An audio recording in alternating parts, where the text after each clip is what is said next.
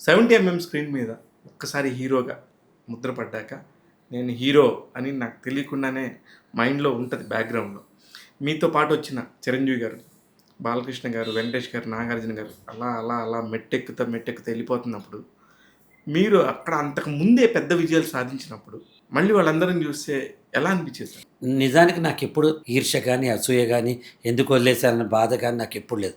కారణం ఏంటంటే, ఒకటి నేను హైదరాబాద్‌లో ఉన్నప్పుడు చెన్నైలో పరిశ్రమ ఉండేది. 2 నాది లోవర్ మిడిల్ క్లాస్ ఫ్యామిలీ.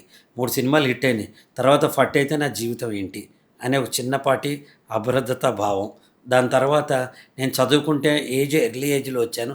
చదువుకుంటే బాగుంటుందని. ఓ గుప్పెడు హైట్ తక్కువ ఉన్నాను. తర్వాత ఏదైనా పక్క వేషాలకి పరిమితం అవుతా అనే భయం. తెలివితేటలున్నాయి.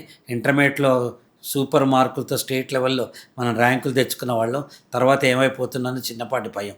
కాబట్టి నా జీవితం పక్కవాడు కొలిస్తే వేరే రకంగా ఉంటుంది. నా జీవితాన్ని నేనే కొలిస్తే నేను అద్భుతం. ఆనందంగా ఉంటుంది. ఒక చిన్న పిల్లాడు నేను ఒక ట్రైనింగ్ ప్రోగ్రామ్‌లో చెయ్యెత్తాడు. ఏంటి చెప్పరా అంటే, నాకు సక్సెస్‌కి, అచీవ్‌మెంట్‌కి మధ్య తేడా తెలుసు అన్నాడు. చెప్పు నాన్న అన్న. పక్కవాడు నా జీవితంలో కొలిచేది సక్సెస్.